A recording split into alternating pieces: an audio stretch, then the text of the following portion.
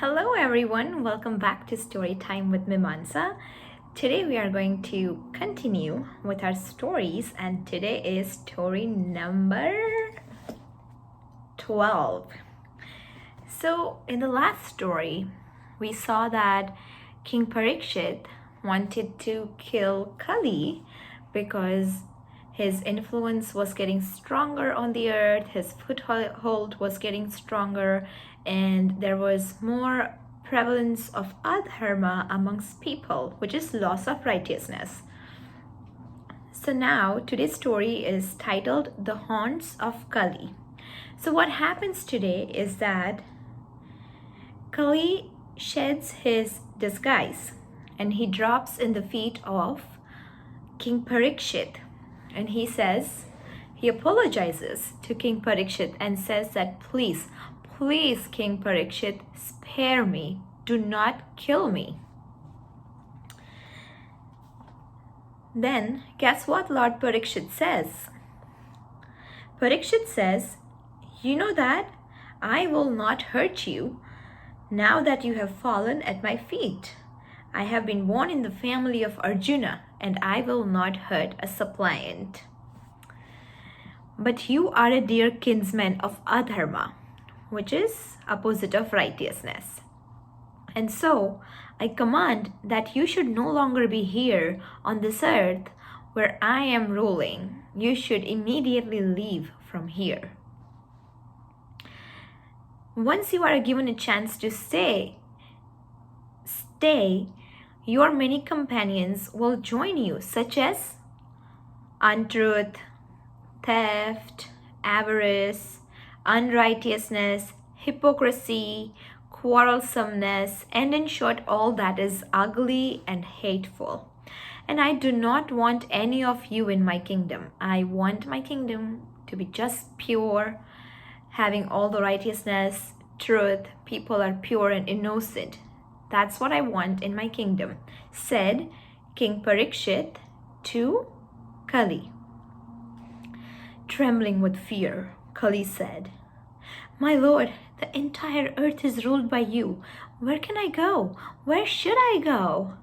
God, who created good, has also created evil, which is but the shadow of good. Remember this line. Kali says that God, who created good, has also created evil, which is nothing but the shadow of good. I have to exist somewhere since I have been created. Tell me where I should go and I will obey you. This is what Kali said to King Parikshit.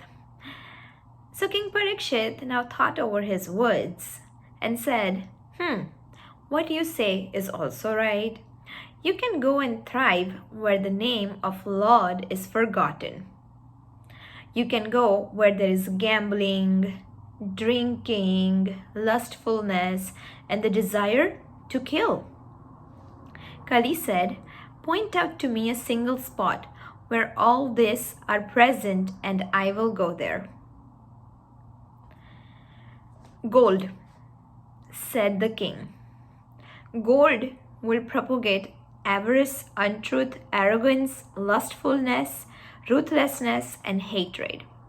These 5 will be the places, and so gold will be the place where you will be allowed to live. I think gold here is symbolic for money and wealth. Kali went away from there to the places mentioned. This is why the wise say that Kamini and Kanchana are the 2 dread enemies which are lying in wait to destroy men. Kamini and Kanchana here I think mean wealth and lust. These are the 2 things that destroy men. The words spoken by Kali are worth studying. Yes, they are. They are really worth focusing on. So let's see why they are. He says that he is also created by Lord. Kali is also created by Lord. Evil is also created by Lord, and it is nothing but the shadow of good. And there is a purpose behind his creation. So let's see what is the purpose behind his creation. Kali is made to live in places where thoughts of the Lord are absent. The Lord himself is forgotten. True enough. But do you remember few stories back Kunti had said that give us misfortunes all the time, O Lord, so that we may think of you? Is that not true? Whenever you are sad or you are worried, you think of Lord, don't you? So, man is lost in the enjoyment of worldly pleasures. If he is a success in life, he thinks it is all because of himself and not due his good fortune. However, if and when trouble comes, when man is in distress, then the mind becomes pliable. Suffering melts the hardened core of the ego. When something is achieved, the ego comes forward and takes the credit. Isn't that true? When something good happens, we say, oh, it was because of me. I did it this way. I did that. We really forget. Like there were so many people who contributed to it. It was not just your success. We fail to see that because our ego gets a boost. So we should not be doing that. The ego surrenders itself completely, admitting defeat when it is in trouble. And the Lord, who is present in the heart always but has been hidden by avarna, shines resplendent. So what that means is, Lord is always in her heart. We are God in human form. We are all the same. Remember we talked about it a few stories back? But when we achieve something, we forget that. We think as if it is all because of us. It's because of me, I, this ego. Ego takes the credit, but that's not true. What is a Satyugi quality? Compassion, daya, to give, to be selfless. What is ego? It's a Kali Yugi quality, to be selfish. It's all about me, me, me. Now can you see the distinction? So let's see what it explains further. It is when one is in trouble that thoughts of the Lord come to the mind, and Kali meant this. Perhaps when he said that there is a purpose behind his creation, people will walk in evil paths and forget the Lord completely, and Kali helps them in this. But the backsliding is really to save the soul. When they are hurt and sorely tired, men will turn their minds towards the Lord and be saved. This is what Kali means when he says, evil is but the shadow of good. So let me give you an example, my dear children, and also a teaching lesson, a learning lesson from this story. Always remember Lord. Lord is in your heart. Always take his name. Don't ever forget Lord. Now let me give you an example. When you succeed, let's say you give an exam, you wrote a math exam and you get 100%, you get full points. This will give a boost in your ego.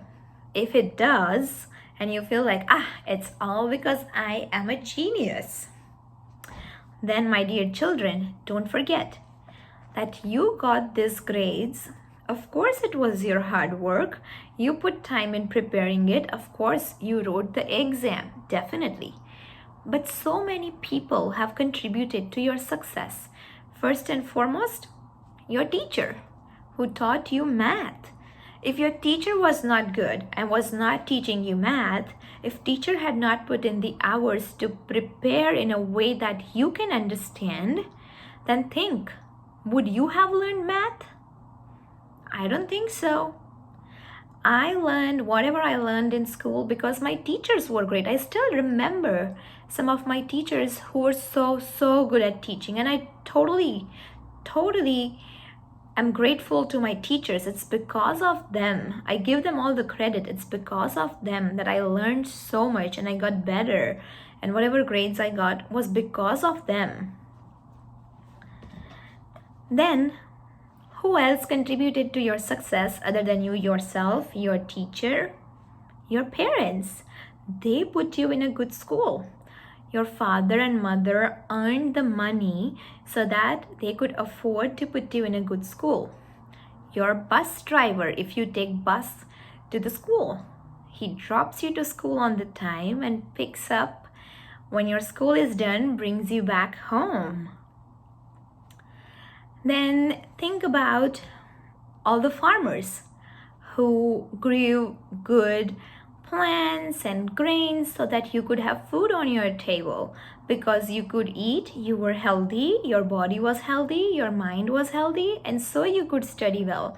It is just infinite and endless. So there is so much to be thankful for. It's not just because of you ever. There's just so many people who contribute to your success. Always remember that. If you want to take away something from this story, then remember the Lord always and be grateful.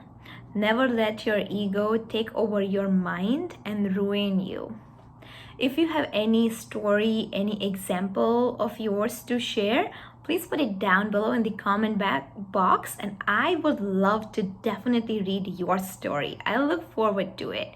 Thank you so much. Until then, take care. I'll see you next time.